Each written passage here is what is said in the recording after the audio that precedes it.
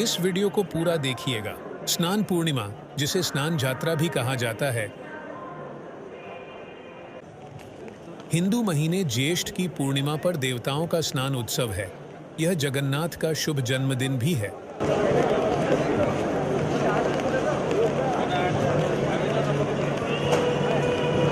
भगवान जगन्नाथ के भक्तों के बीच ये मान्यता है कि अगर वे इस दिन भगवान के दर्शन करने के लिए तीर्थ यात्रा करते हैं तो उनके सभी पाप धुल जाते हैं।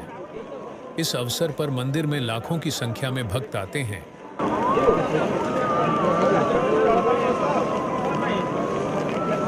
स्कंद पुराण में उल्लेख है कि राजा इंद्रद्युम्न ने पहली बार इस समारोह का आयोजन किया था, जब देवताओं की मूर्तियों को पहली बार स्थापित किया गया था।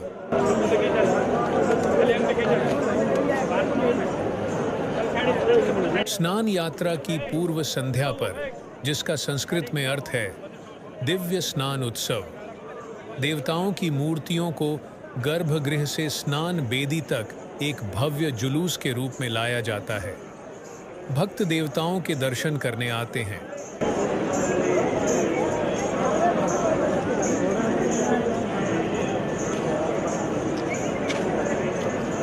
यह हिंदुओं के लिए एक महत्वपूर्ण त्योहार है।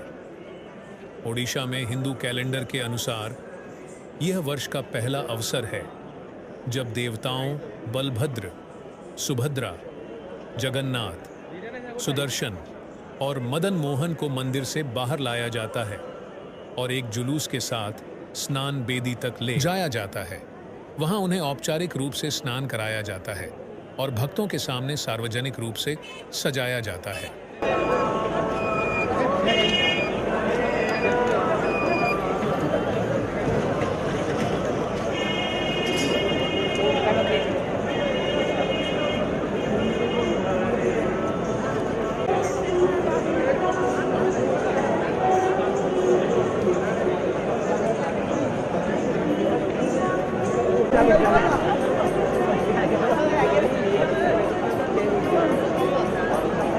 जगन्नाथ मंदिर के उत्तर द्वार में माता शीतला देवी का मंदिर है। इस मंदिर के सामने एक कुआं है। वह कुआं हर समय बंद रहता है। स्नान पूर्णिमा के समय वह कुआं केवल एक दिन के लिए खुलता है।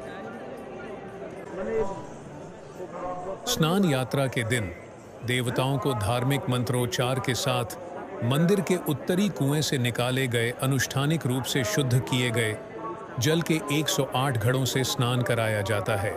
108 कलश जल से 35 कलश जल जगन्नाथ जी, 22 कलश जल देवी सुभद्रा जी, 33 कलश जल बलभद्र जी और 18 कलश जल सुदर्शन जी को स्नान कराया जाता है।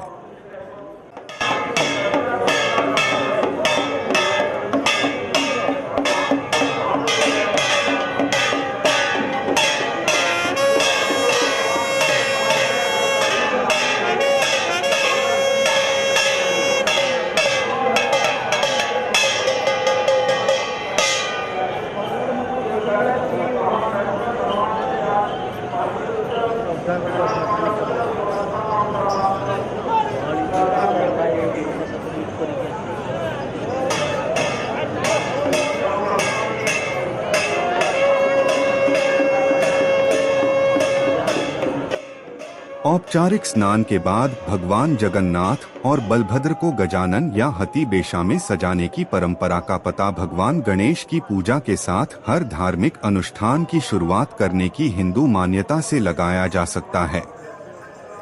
आखिरकार यह समारोह वार्षिक रथ यात्रा की प्रस्तावना है।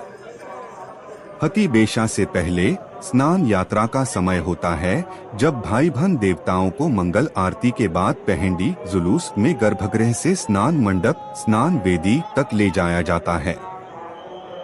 यही मंडप पर सेवायतों द्वारा जटिल अनुष्ठान करने के बाद उन्हें अनुष्ठानिक स्नान कराया जाता है। यह ज्येष्ठ मई से जून की पूर्णिमा के दिन होता है। किंवदंतियों में यह भी कहा गया है कि भगवान को गणपति संप्रदाय के अनुयायियों को संतुष्ट करने के लिए गणेश के रूप में तैयार किया जाता है। पौराणिक कथाकार देवदत्त पटनायक की पुस्तक 99 थॉट्स ऑन गणेशा में एक कहानी पुरी मंदिर और इस विशेष बेशा के बारे में बताती है।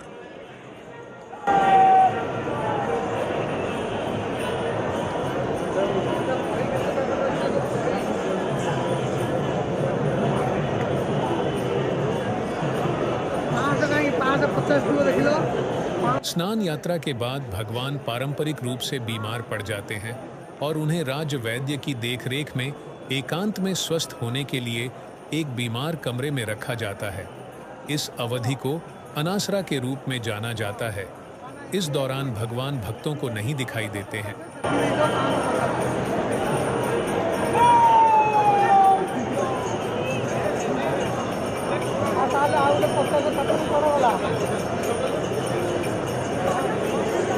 अनासर काल के दौरान भक्तजन ब्रह्मगिरी स्थित अलारनाथ मंदिर जाते हैं, इस विश्वास के साथ कि इस अवधि के दौरान जगन्नाथ अलारनाथ के रूप में प्रकट होते हैं। पुरी से ब्रह्मगिरी तक 20 किलोमीटर लंबा रास्ता है। ब्रह्मगिरी में अलारनाथ जी का मंदिर है।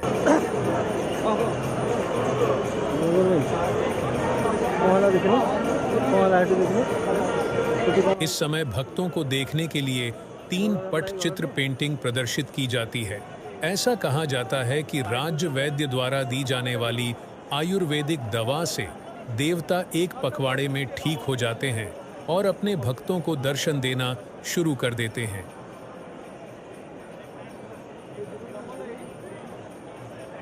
इस वर्ष स्नान पूर्णिमा 22 जून 2024 को है।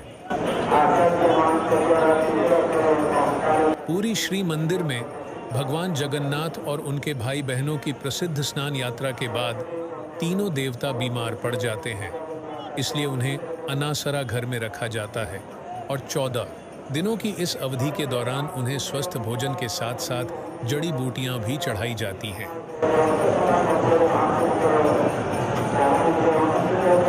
इस वर्ष स्नान पूर्णिमा 22 जून 2024 को है।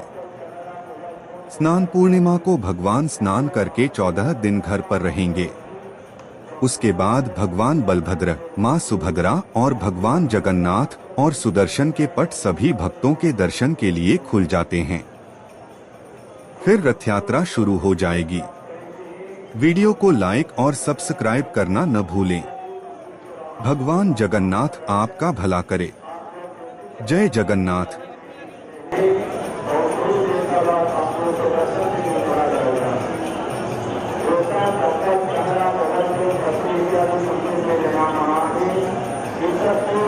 में